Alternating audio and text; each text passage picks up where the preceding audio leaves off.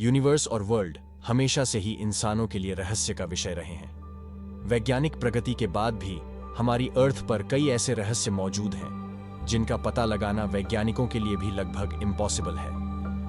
हम लोगों के मन में पृथ्वी के संबंध में अनेक प्रश्न अवश्य होते होंगे, जैसे पृथ्वी की उत्पत्ति कैसे हुई, ये दुनिया कैसे अस्तित्व में आई, पृथ्वी का जन्म कब और कैसे हुआ।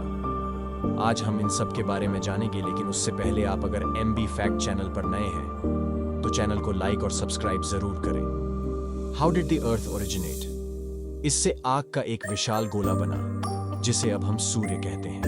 ब्लास्ट इतना जोरदार था कि चारों तरफ डस्ट पार्टिकल्स फैल गए और ग्रेविटेशनल फोर्स की वजह से ये पार्टिकल्स पत्थर के छोटे छोटे पीसेस में चेंज हो गए। कई सालों के बाद ये पार्टिकल्स एक साथ जुड़ने लगे और कुछ समय बाद सोलर सिस्टम का जन्म हुआ और मिलियंस ऑफ ईयर्स बाद ग्रेविटेशनल के कारण पत्थर और चट्टान आपस में जुड़ने लगे। इस तरह अर्थ आग के गोले के रूप में बनना शुरू हुई। इसकी स्पीड बंदूक से निकली गोली से 20 टाइम अधिक होती है। ऐसे में जब थिया प्लैनेट पृथ्वी की सरफेस से टकराया तो जोरदार धमाका हुआ, जिससे बहुत सारा कचरा अर्थ से बाहर निकल गया और साथ ही वह ग्रह अर्थ में समा गया। हजारों वर्षों के बाद ग्रेविटेशनल के कारण पृथ्वी से निकला कचरा एक गेंद के रूप में बन गया, जिसे हम चंद्रमा कहते हैं। इस प्रकार चंद्रमा की उत्पत्ति हुई।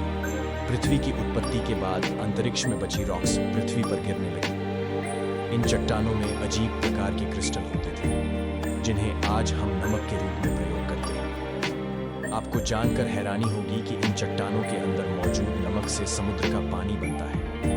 वैज्ञानिकों के अनुसार ये चट्टानें करीब 20 करोड़ साल तक अर्थ पर गिरती रही, जिससे अर्थ ने समुद्र के रूप में बहुत सारा पानी इकट्ठा कर लिया। इतने पानी के कंटिन्यूअस डिपॉजिट होने से धरती की सरफेस ठंडी होने लगी और रॉक हार्ड हो गया। लेकिन लावा अभी भी उसी रूप में पृथ्वी के आतंरिक भाग में मौजूद था। सरफेस का तापमान 70-80 डिग्री सेल्सियस तक पहुंच गया था।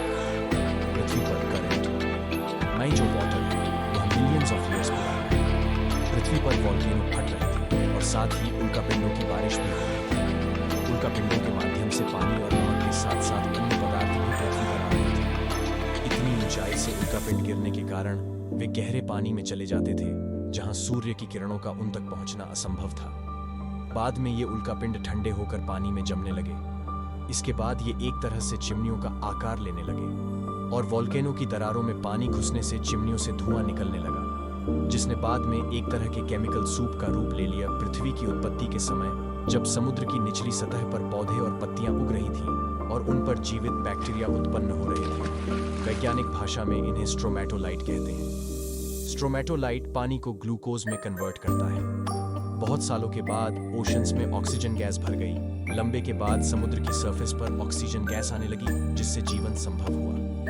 दोस्तों, आपको ये एपिसोड अच्छा लगा हो तो इसे जरूर शेयर करें, एंड चैनल को ज्यादा से ज्यादा सब्सक्राइब करें और बेल आइकॉन को दबाना ना भूलें। आपको ऐसे ही और वीडियो चाहिए तो आप मुझे कमेंट करके बताएं।